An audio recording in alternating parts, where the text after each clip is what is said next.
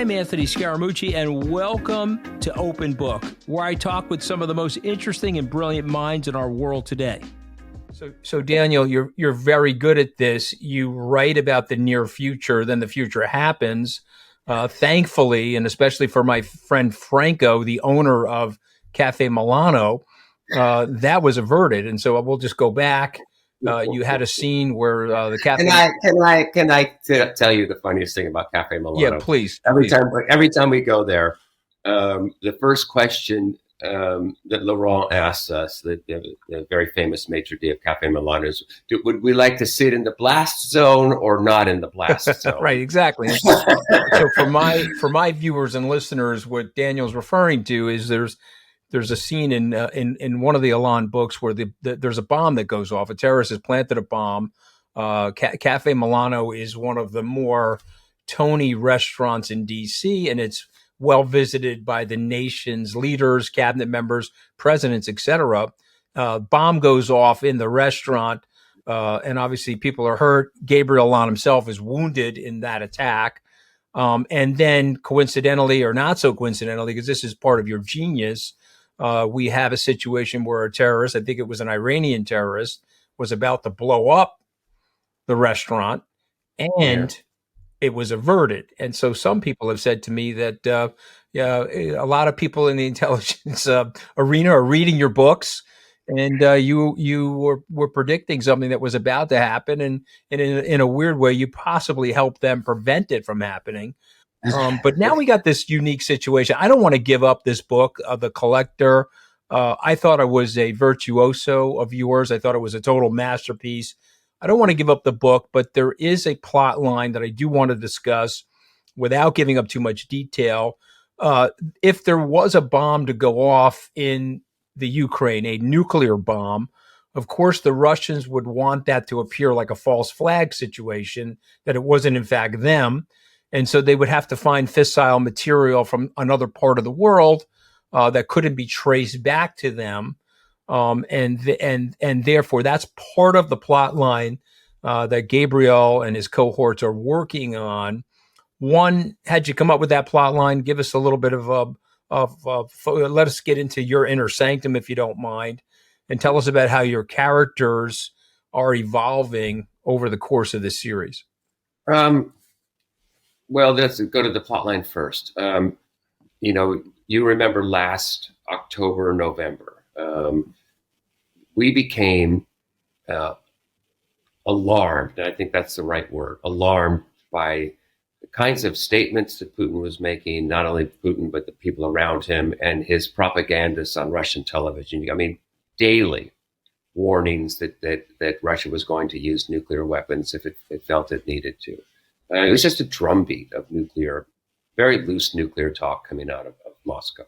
But I think more alarmingly, we were picking up signs that the Russians were really casting about for an excuse, a pretext to use nuclear weapons, and that they were trying to perhaps create a dirty bomb, not a actual detonatable bomb, but a dirty bomb, a radiological dispersion device, and that they were looking for perhaps material from a Ukrainian nuclear power plant or something that they could then create, have a dirty bomb attack, then use that as a pretext to launch their own tactical weapons. And we were so alarmed by this that President Biden took the extraordinary step, and I don't think we can understate how extraordinary it was, of publicly warning Vladimir Putin, do not use nuclear weapons or a dirty bomb in Ukraine, that it will be catastrophic. And there's a lot of happy talk during that period from people. Well, he's a rational actor. He would never do it. This is, gamesmanship on his part. But behind the scenes at the White House, CIA, the Pentagon, we were table-topping this, Anthony. We were worried that something was going to happen. So my novel is set during that period. It is sort of an alternative history, if you will, of that, a hidden alternative history of that period. And for a dirty bomb or a false flag nuclear attack to have any, and I stress that word, any credibility, the fissile material could not come from Russia's nuclear stockpile, because we could, in very short order, by testing the radiological fallout, we can determine the provenance of that material. So that's what the plot is about. So does your wife Jamie ever get jealous of all these beautiful women that you create in these novels? I mean, we're now dealing with Ingrid Johansson. No, she's okay with it, right? No. She's okay with these. He's okay. I love pairing Gabriel with a good commercial, beautiful woman at his side, and I think that the character that I created in this novel is one of my favorites that I've done in a very long time. Yeah, I was going to ask you that. I mean, she is by far, for me, the most I don't want to say the Black Widow, all the different. I don't want to say the most. She's at the top of the list because she's got everything going on, including the environmentalism. So I'm a criminal, but I'm also an environmental. I'm a criminal environmentalist, which I find to be literally very, very enjoyable. She was going to be paired with a oil company executive, and so literature is and tension requires conflict. And so we have a radical environmentalist paired with an oil executive to try to save the world. I gave that to her character. But she was a delight to work with. There are a couple of scenes in the novel, with some of the dialogue and exchanges and banter between Gabriel and Ingrid Johansson.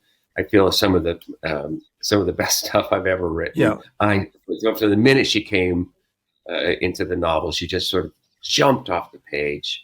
I can't wait to use her again. Yeah, no, listen, I love every minute. Ingrid survives the climax of the book. Yeah, the problem with your novels, unfortunately, is I savor them, and so I don't really want to finish them. I find myself, if I'm in a quiet place, I want to read them, but I don't want to read them if I'm not in a quiet place. But when I finished this novel, I was like, okay, I got to wait another 11, 12 months for the next one. But let me ask you this, because we're both lovers of books. We're both bibliophiles. You have a book collector in the book, The Collector. You picked 3 books: The Great Gatsby, or as you call it, Gatsby; The Beautiful and the Damned. Those are both written by F. Scott Fitzgerald. And then Thomas Mann is in the book, The Death of Venice. And so why those 3 books? Or were those just random books out of your brain? Or did you pick those? Were there symbolism in those 3 books as it related to this book? Well, anyone who's read my book, and my books, I should say, knows that I have all sorts of Gatsby allusions all through them. I'm a F. Scott Fitzgerald. Yep. He's a huge influence on my writing and my style. I mean, I cannot write like F. Scott Fitzgerald, obviously, but I just adore Fitzgerald. Beautiful and Damned. I mean, it's obvious allusions in the novel. Sure. To that choice. Well, Gabriel says more than once, which one are you? Are you the beautiful, or are you the damned? Yep. Which one are you damned for? Because of what you have done? And the book, compromat, Russia's use of compromat, to compromise and turn people from law-abiding, decent people into their assets. How ruthlessly they wield compromat. How the entire 𝗕cisma, as they call it in Russia, is based on compromat. That anyone who is in the inner circle or making money in Russia is compromised in a very real sense by their participation in the system.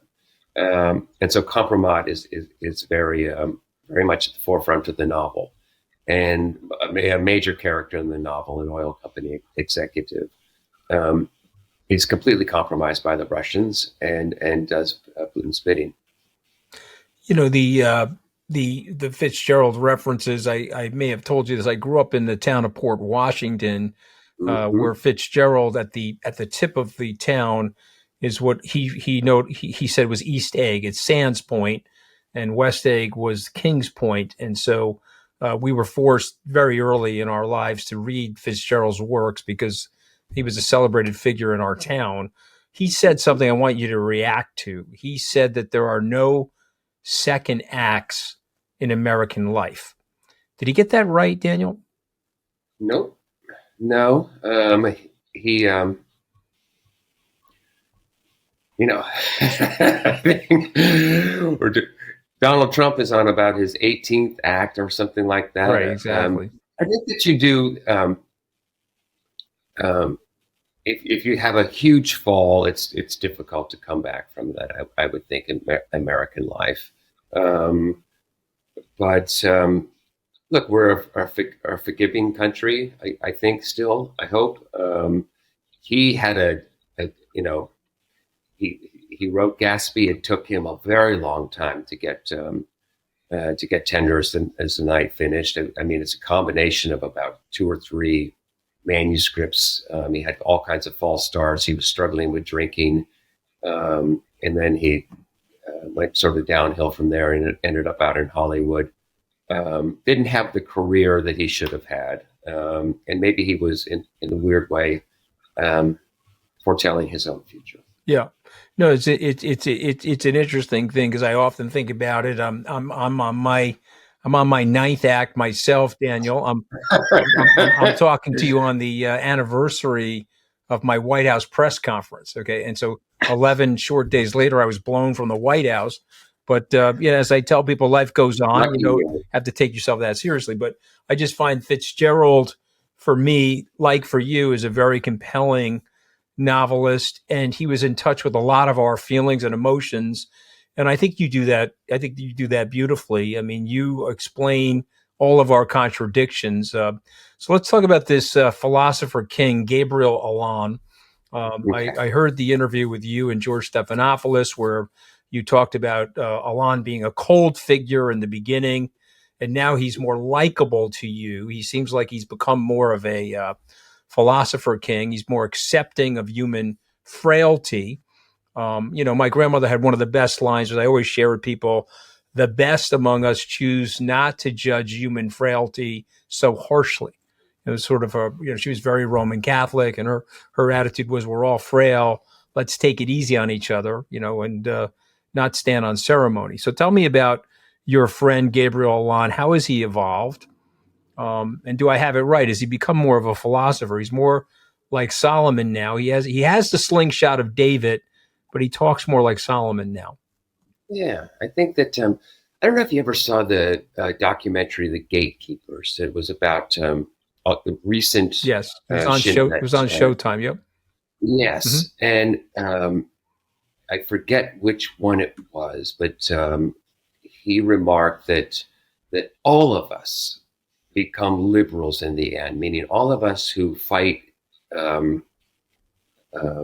this secret war to defend Israel in this neighborhood, and who sometimes do operations and assassinations and targeted killings, and who are on the front lines of this sometimes very dirty war. That in the end, they all become quite liberal in their approach, and they want to have do whatever they can to end this conflict and make peace in reasonable terms, obviously.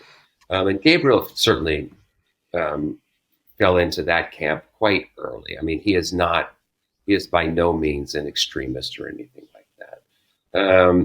What it has happened is that he's just become, I've lightened the series, I've lightened the tone. Placing him in Venice gives it just a wonderful look and feel and taste and smell to it. The food, the wine bars where they stop in the afternoon and have a little chit-chatty. It's just a delight to set the series there, or to base the character there, I guess is how I would describe it. He is hysterically funny. He is quite humorous. I mean, when you read the dialogue, every piece of dialogue, everything he said is just slightly off. He never responds directly to something. It's quite funny. It's a thriller. It is at the end of it. It is edge of your seat thriller. But along the way, it made me laugh out loud. And some of the responses I got from my broader reading community included lines like "snorted coffee out my nose" when at this line. Yeah, no, listen, Like it's got a nice touch to it. And one of the things that Gabriel has done is he has collected villainous characters along the way and turned them into protagonists. That's the magic of the series. People who tried to kill him are now his friends. Thieves, criminals, art thieves, assassins, they are his friends and associates. Yeah. And I write them in that way. And that's the magic of the series. Yeah, I mean, but that's also there's a metaphor for human nature. There's a metaphor for our relationships. Right. 80 short years ago, we were adversaries with Germany and Japan. They're our greatest allies today. We have this sort of thing going on in our lives as human beings. Let's go to Russia for a second. I want to get your thoughts on Russia, today's Russia, and somebody said to me, student of Russian literature, that the pain comes from the dislocation and the geography. And I just want to get you to react to this. What do they mean by the pain? All that pain in Russian literature, all the struggle of the Russian people, they're not quite in Europe. They're not quite in Asia. And so they always feel left out or as outsiders. And so they vacillate from morose insecurity to great overconfidence and arrogance. What are your thoughts on that? Is that something you believe, or did they have first of all, I mean, if you start from the climate alone, okay? Yep. Brutal. A brief hot summer, a brief period where we're looking back in history, of course, where you would have fresh vegetables and I mean, it's a hard land. And then, of course, it was cut off from Europe and did not experience the Enlightenment, which therefore did not experience, an early exposure to democracy. I hate generalizations and we're saying, that Russians are by nature, patriarchal society, but I'm not sure that democracy, a true democracy, is it really a natural fit for the country? Is hated. I hate to say that. And the criminality that goes on inside Russia today, as you know, is just astonishing.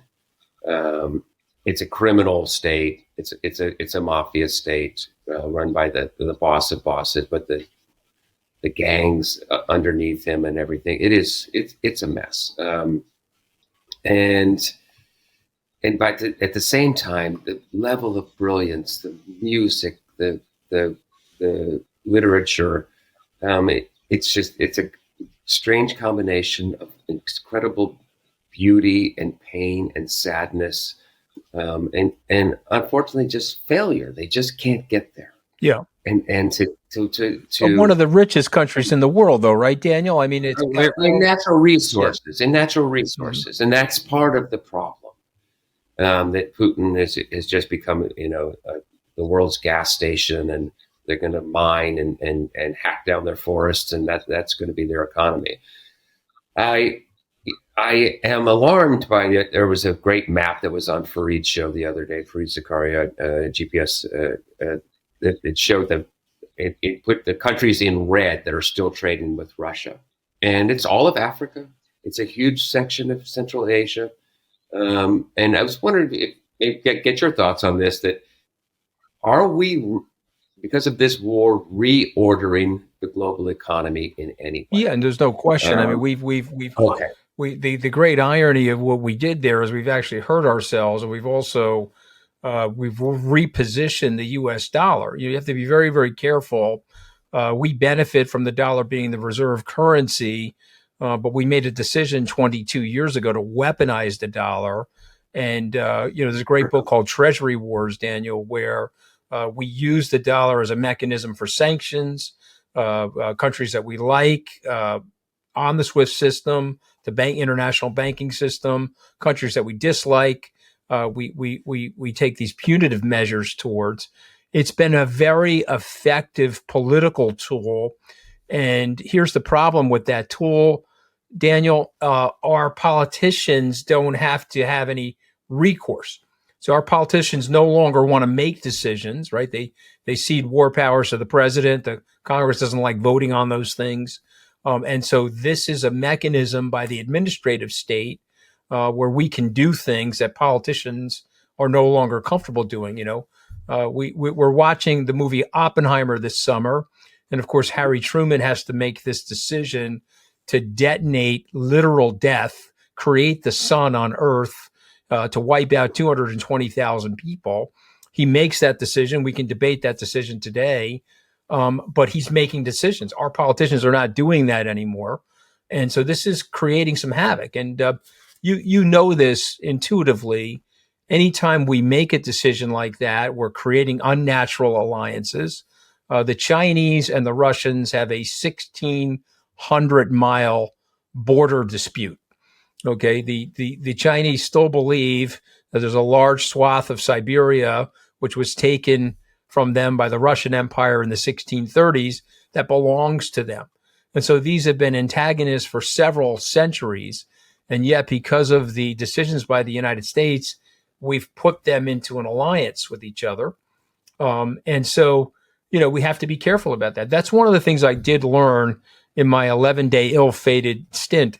Any decision that's being made by the president comes with great ramifications. Yeah, great ramifications. So we all view in the U.S. the bin Laden raid being a successful raid, but there were ramifications. Okay, we upset our relationship with Pakistan. We invaded a sovereign nation.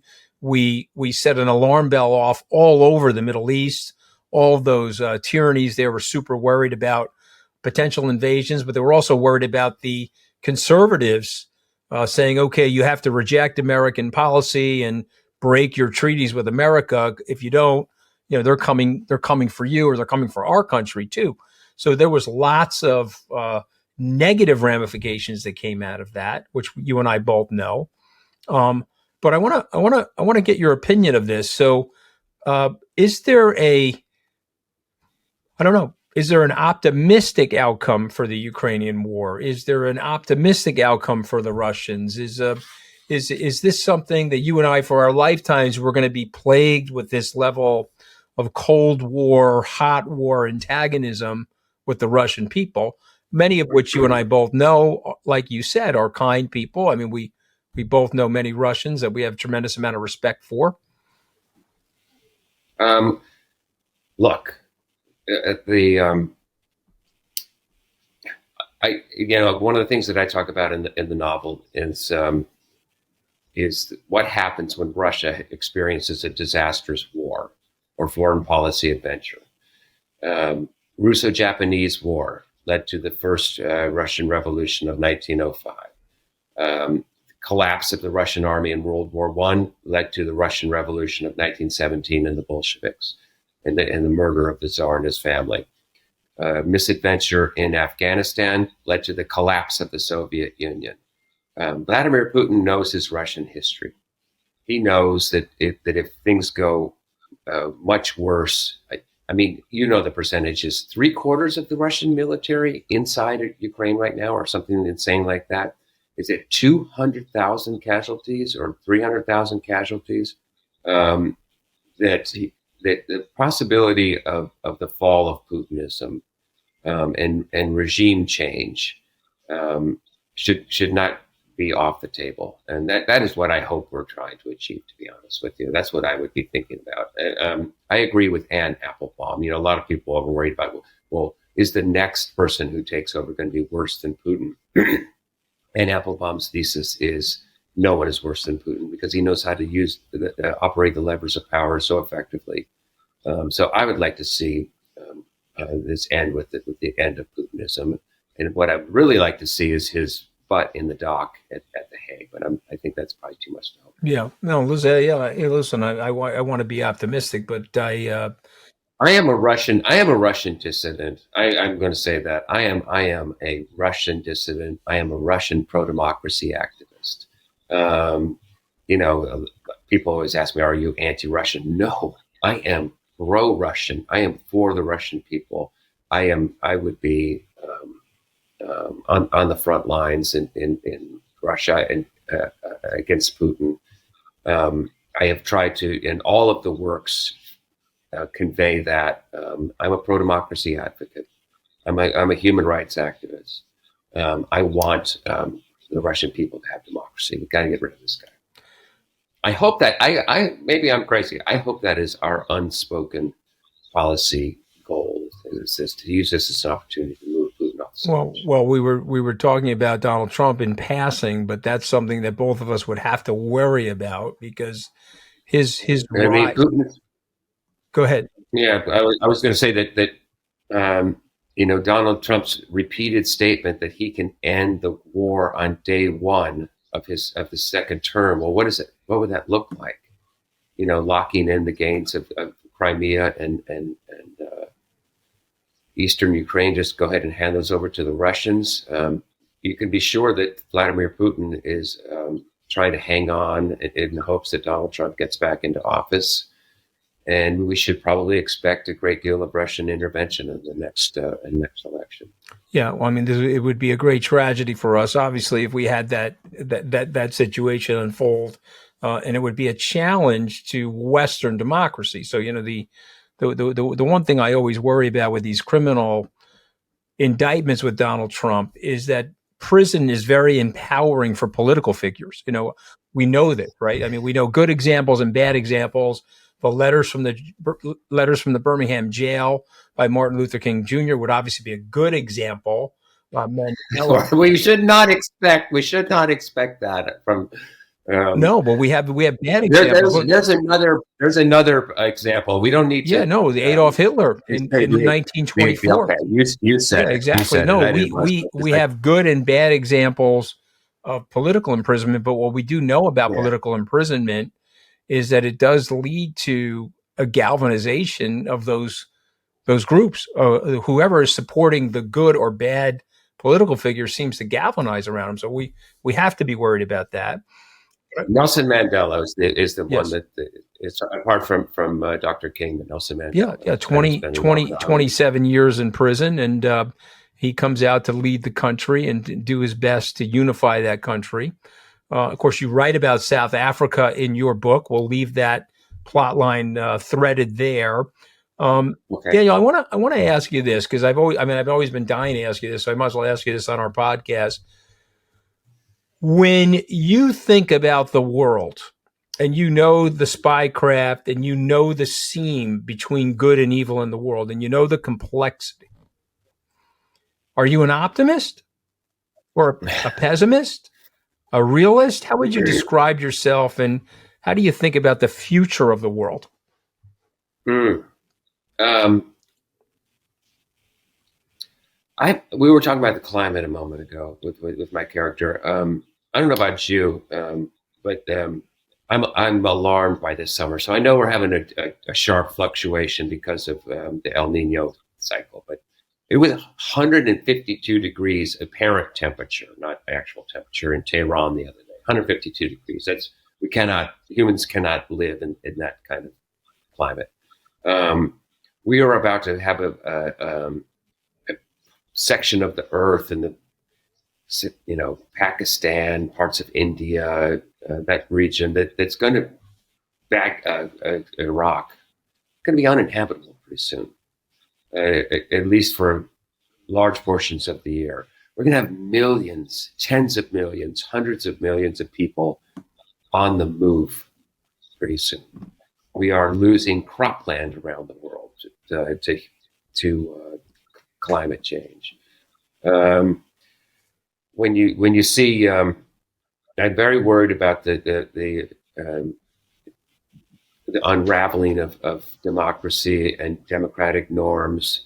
I worry about competition for scarcity of resources, water, for one. I think the world's going to be more chaotic than it is even right now. That's what I would say. I try to portray my characters are professional spies and intelligence officers, and they're supposed to make these kinds of ruthless, hard decisions. But I'm also, as I said before, I believe in human rights, and I'm personally, left of center, and I worry about the world that we are on course for, and spies and intelligence officers have to prepare their countries and their leaders for the decisions that they're going to have to make, and we in the northern hemisphere are going to face some difficult decisions because of climate change. That's for sure. Well, and Israel. I mean, Gabriel lives in Venice now, but my goodness, it was, I guess that Prime Minister Netanyahu had to go into the hospital with a little bit of heat exhaustion or dehydration. Yeah. Israel's on fire with the temperature.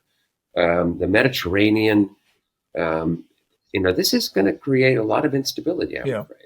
Well, I mean, I want to throw one more thing at you, and I'll let you go in a second, but we both know what Dunbar's number is. It's why we have a difficulty maintaining more than 150 relationships, and the irony of our evolution is those relationships got us here. We were able to have these nice small villages, and the villages turned into city-states, and then we had the administration of larger entities.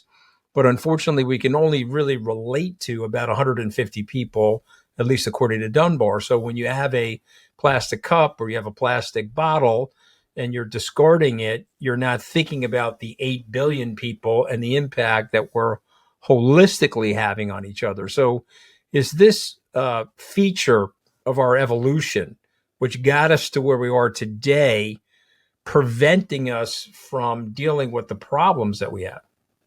Well, look, I mean, the statement that came out from China this week on climate was very revelatory in my opinion. I mean, are they at 1.2, or I can't remember what their current population is. Okay, we have these people. They need electricity for this. We are not, going to make any drastic changes to our power grid and power consumption anytime soon. This is not going to be our decision. So, I am worried that there's just going to be, they're trying to weave together an international coalition to take this on is going to be very difficult. We're talking about the heat. We need air conditioning. People aren't going to be able to survive without air conditioning. We need electricity to power the air conditioners. We're not going to be able to marshal a broad coalition to get this done. It's going to fall on individuals and making decisions. That's where I'm at on this. No, it's interesting, and then we have to, try to get as much into. We're going to have great electric cars soon.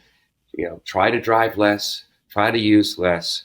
Try to do everything you can with recycling. Do your bit. We're all going to be in this together. Yeah, no, it's a. By the way, we've gone from climate change. We're now in the climate crisis, and when we get to 1.5, which we're going to just blow past that 1.5 degrees Celsius above pre-industrial, we're going to go to a climate apocalypse, in my opinion. Well, let's leave on an up note. Yeah, no, but I think it's important. I think it's important to at least discuss it because we have climate declinists, if you will. They don't believe in the climate change that's happening. You can't. It's irrefutable. I mean, if you look at the data, you look at the information, and you look at the admission, it's irrefutable. But I guess so the reason I'm asking you these questions is that you're good at predicting things. And isn't there a lot of money to be made in renewables and I mean, yeah, well, I think that's ultimately exactly going to be the ticket. I've made investments on the blockchain where you're literally paying people to pick up plastic. Okay. And so you have companies that are producing plastic like Coca-Cola. They'll drop ship money into companies which will incentivize the youth of the world to get the plastic out of the ocean, to get the plastic off of the but we're just in that vexing dilemma that you're describing, because you need the air conditioning. The air conditioning emits carbon, so you're cooling off the inside while you're heating up the outside. So well, you emit carbon by producing the electricity, but you're not actually you're taking the heat from inside the building and sticking it out on the street. Anyone who's walked along a New York street past an air conditioner knows you get that little blast of warm air, right? So you're making it actually hotter outside. So it is not a solution by any means, but it does keep people safe. No, 100%. So we'll have to see how this happens. So, all right. So we're at the point in the podcast where I'm going to read you 5 words, and then you react to these 5 words. You can give me a sentence, a word, a paragraph. Okay. So let's start with the collector. The collector. Well, I will say that it's a title that I wanted to use for a very long time, and I stayed away from it out of respect for 𝗕𝗿𝗵𝗺's book. And the way I just had to use it, and the way I dealt with it is one of the quotes in the epigraph of the novel. It is just a perfect. It fits perfectly into the novel. So I gave a tip of the hat to one of my literary heroes, John Fowles, and I stole his great title. Okay, America. America. Incredibly blessed land with incredible people. Let's just take a deep breath. Let's stop this culture war. Let's stop this war of whipping up anger at elites and globalists and this nonsense. And let's heal our divisions. We are a great people. Russia. Find a way to extract yourself as quickly and as painlessly as possible from this situation, and become a decent country. Gabriel Allon. One of my best friends. I love every minute I spend with him. I feel so blessed that I had the inspiration to create him, and I got a few more left in me. Daniel Silva. Work in progress.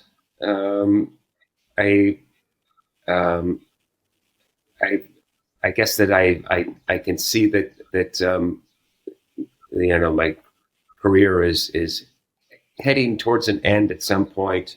I feel like I am so blessed and so lucky in that I was able to do what I always wanted to do from the time I was a young kid. Well, listen, I think your best years are ahead of you. You got to think like Warren Buffett. I hope so. You've got your best years ahead of you. But listen, it's a phenomenal book. I'm looking forward to the next one already. With great sadness, I finished this book 2 days ago. I say with great sadness because I now have to wait 12 months for the next one. But the title of the book is The Collector by Daniel Silva. And it's just another amazing piece of literature. There's so much to learn from your writing and from your personal thoughts. So thank you today for joining us on Open Book. Thank you so much for having me. What a wonderful interview.